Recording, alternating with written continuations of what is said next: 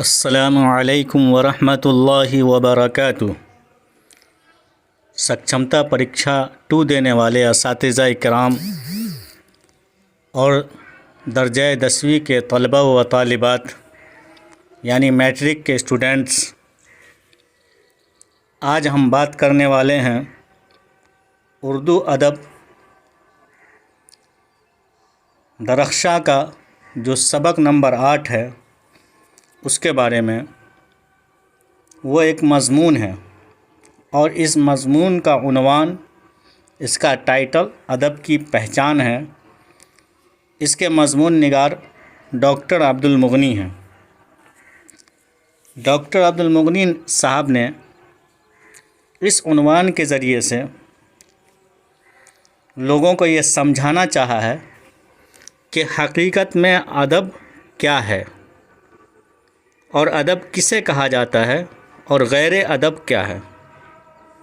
انہوں نے کہا ہے کہ ادب کو جانتے تو سبھی لوگ ہیں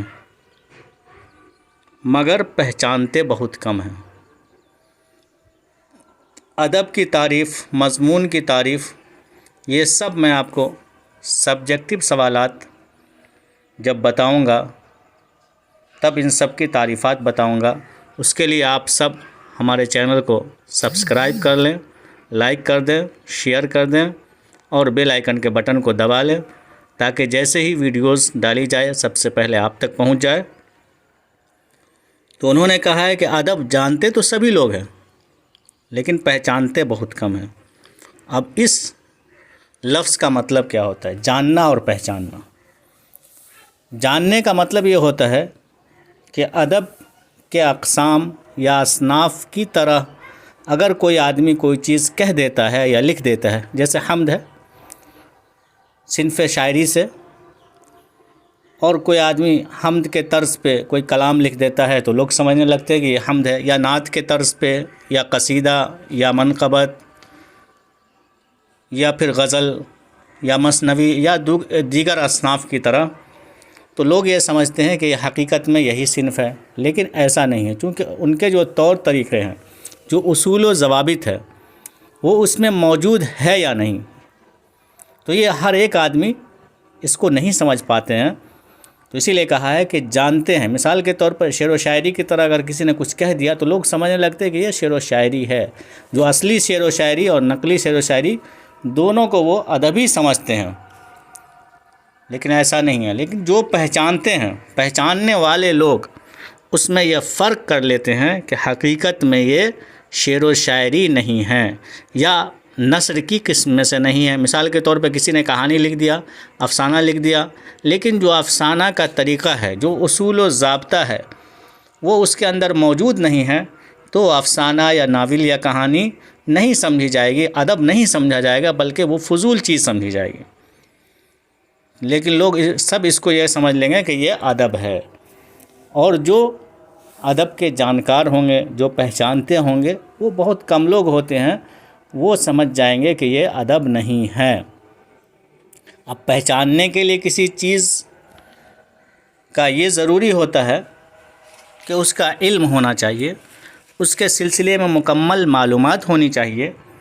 مثال کے طور پہ جب ہم کوئی چیز خریدنے جاتے ہیں اور اس چیز کا علم ہمیں نہیں ہوتا ہے تو ہم اس میں دھوکہ کھا جاتے ہیں، چیزوں کو پہچان نہیں پاتے ہیں، اور جن کے پاس اس کے بارے میں نالج ہوتا ہے، علم ہوتا ہے، وہ فوراً پہچان لیتے ہیں کہ یہ اصلی ہے یا نقلی ہے۔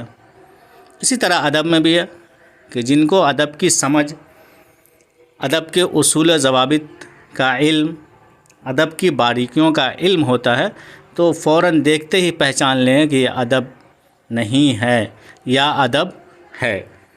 تو یہ مضمون ایک تنقیدی مضمون ہے۔ اب تنقید کس کو کہتے ہیں یہ بھی میں آپ کو سبجیکٹو کوسچن میں بتاؤں گا۔ انہوں نے کہا ہے کہ ادب کی تاریخوں میں ادبی اسلوب میں لکھی ہوئی، جو چیز میں نے ابھی بتائی ہے، یعنی ادبی اسلوب کا مطلب ہوتا ہے جو ادب لکھنے کا طریقہ ہوتا ہے۔ لکھی ہوئی ہر قسم کی تحریروں کو ادب کے ذیل میں درج کیا جائے گا، یعنی اس کو ادب کے قسم میں تحریر کیا جائے گا، درج کیا جائے گا یا سمجھا جائے گا کہ یہ ادب ہے۔ تو چلیے دیکھتے ہیں مضمون، اور اس کا عنوان کیا ہے؟ ادب کی پہچان۔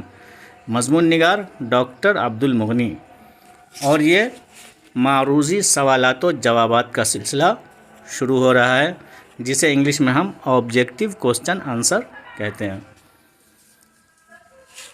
اور 10ویں کلاس کا یہ سوال جواب ہے۔ سوال دیکھتے ہیں۔ پہلا سوال، عبد المغنی کب پیدا ہوئے؟ تو اس کا جواب ہے 1934 عیسوی کے اندر عبد المغنی کی پیدائش ہوئی یا پیدا ہوئے۔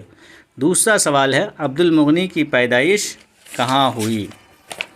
تو اس کا جواب ہے اورنگ آباد۔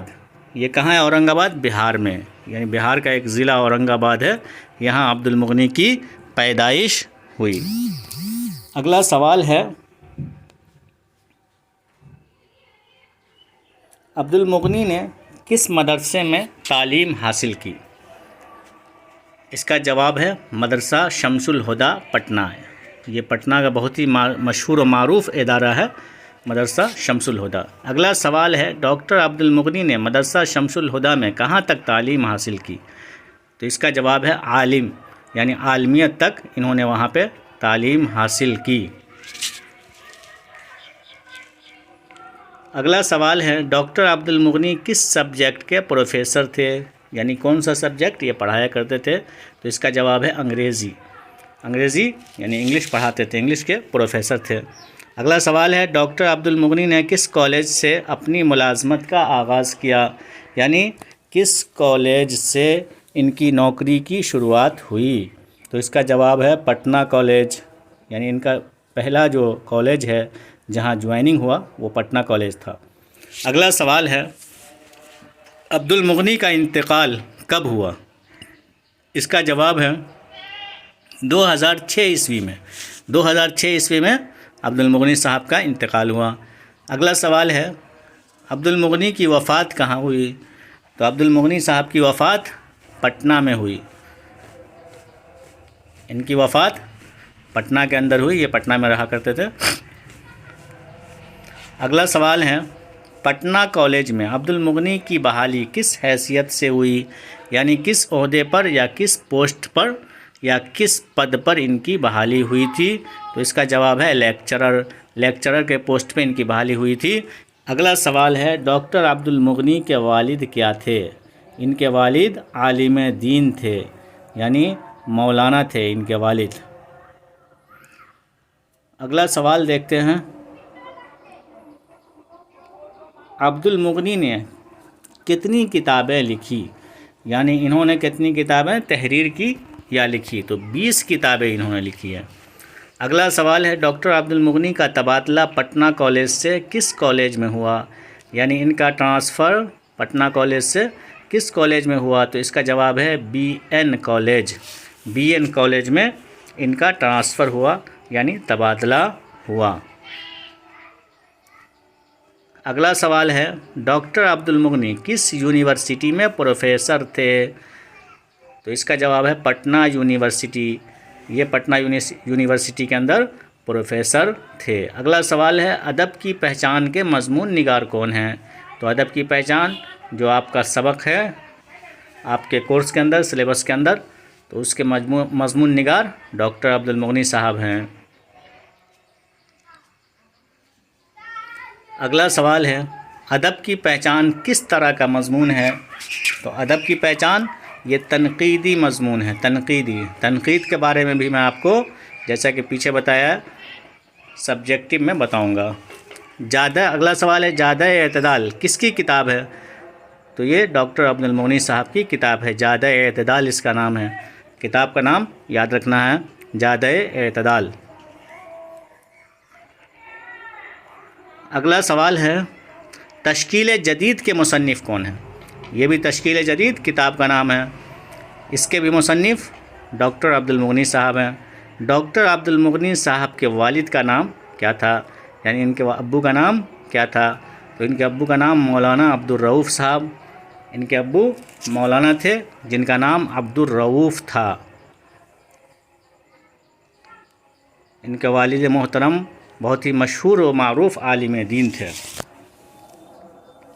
تو اساتذہ اکرام اور اسٹوڈنٹس، امید ہے کہ آپ کو ہماری یہ ویڈیو اچھی لگی ہوگی، تو آپ سب سبسکرائب کر دیں، لائک کر دیں، شیئر کر لیں اور بیل آئیکن کے بٹن کو دبا دیں، تاکہ ایسی ویڈیوز اور آپ کی تیاری سے متعلق سوالات و جوابات سب سے پہلے آپ تک پہنچ سکے اور آپ اپنی تیاری اچھے طریقے سے کر سکیں اور امتحان میں اچھے نمبرات سے کامیابی حاصل کر سکے اور آپ کو کسی قسم کی دشواری یا دقت یا پریشانی کا سامنا لاحق نہ ہو۔